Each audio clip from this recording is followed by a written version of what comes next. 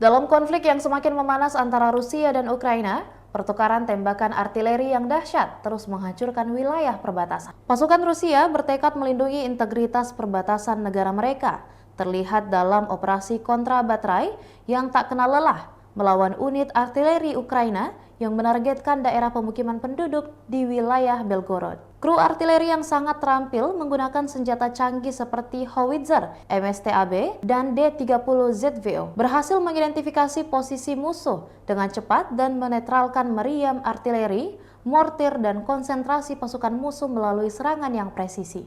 Tak terpengaruh oleh sifat misi yang tak henti-hentinya, para prajurit yang penuh dedikasi ini bekerja tanpa lelah, siang dan malam tanpa memedulikan akhir pekan atau istirahat.